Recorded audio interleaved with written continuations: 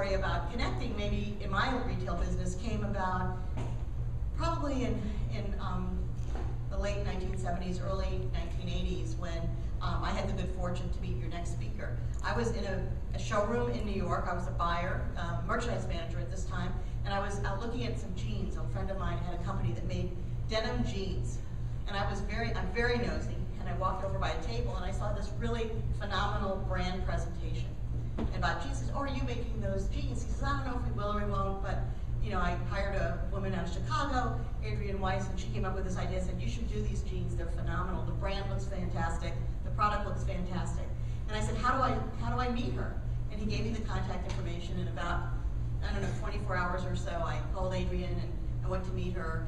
And that was the beginning of, you know, some 20-some year relationship that we've had together, working together, not only at Build-A-Bear, which is, I think, the icing on the cake of our relationship, but really in the May Company, when I was at the May Company, when I was the president of Payless Shoe Source.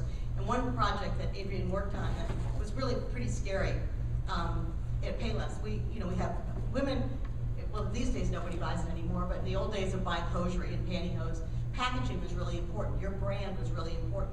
So if you saw that Round the Clock or Hanes had changed a package, in your mind you thought they'd changed the product. Not necessarily for the good, maybe for the good, but you were really locked into your package. And so Adrienne said, these are the ugliest packages I've ever seen. No wonder Payless doesn't sell any pantyhose. But we were all scared to death that we'd pay her the money to change the packages and then we wouldn't have any sales. And it's probably the only time in the history of hosiery sales that when we changed the package, the sales actually went up. And that was because Adrienne had looked at it totally differently.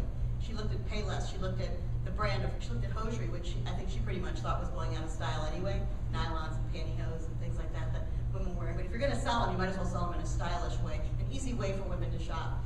And so that was a big changeover for our company.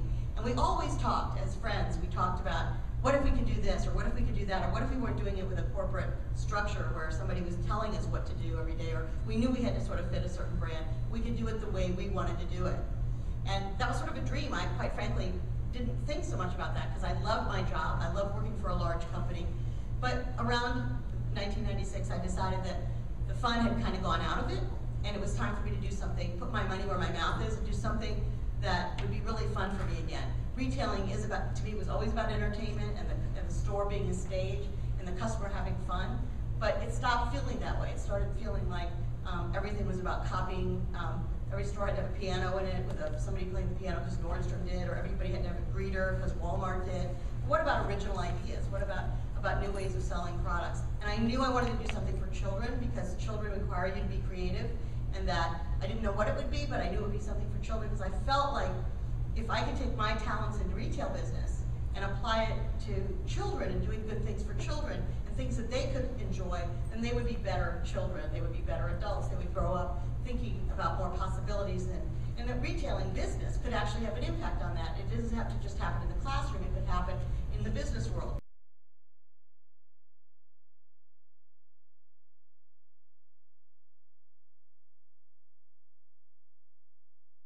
Relationship and partnership began with Build-A-Bear, began back in 2005 when I was nominated as a Huckable Hero. And I didn't win that year. I only came in as a semi-finalist, but it was through a chance encounter that I got to meet Maxine at a grand opening of one of the stores, and we started talking, and it was through that the partnership began, and for a lot of people it's about winning, but for me it was that year just coming in as a semi-finalist because it was that year that I got to meet Maxine and had to begin that partnership. So thank you.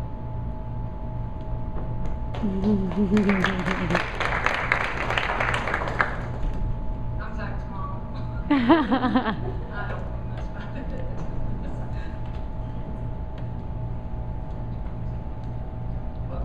It's interesting. My name is Matt O'Danny. I've been here about 3.5 years now. And it's really fun for me to be on the piano with Zach because in my mind, he's a rock star. They make fun of me sometimes in the office because I occasionally do get to talk to people like Zach.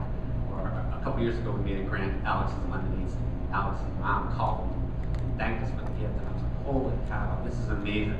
And so I was all excited about it. But it's interesting, and it's appropriate. Weren't you more excited to meet Albert Pujols' wife and daughter than Albert Pujols? Yes.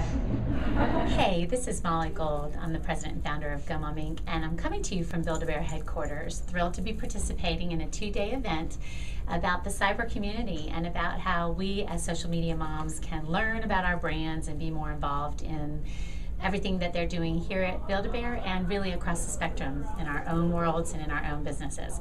I'm standing here in front of a wonderful wall that has all of these great customer comments, letters, notes, and pictures that have come from all over the world, really. And something that struck me this morning as we spent most of our time talking about charity, most of our time talking about amazing programs that Build-A-Bear has been inspired to participate in simply from a simple comment from a guest, a special note from a child. Those comments and notes are here on this wall. This company takes that kind of customer interaction and feedback and puts it into action to actually change its community. It's a really interesting perspective if you ask yourself today, why am I in business? Why am I doing what I'm doing? I know why I started my company 10 years ago, and I know what I'm doing with my company for the next 10 years. And you know what? Those two answers to that same question 10 years apart are totally different. So as I stand here and see this amazing example of all of these comments and notes and family pictures and letters that show how this brand is inside the heart of its consumer, and then I learn about how this brand takes its heart out into the community with its generosity, it really raises the bar for me to ask myself, and I hope for you to ask yourself, not what's in it for you, but what's the game changer? What difference am I going to make? And it starts with something this small. What seed is planted in your heart? I'll have more later.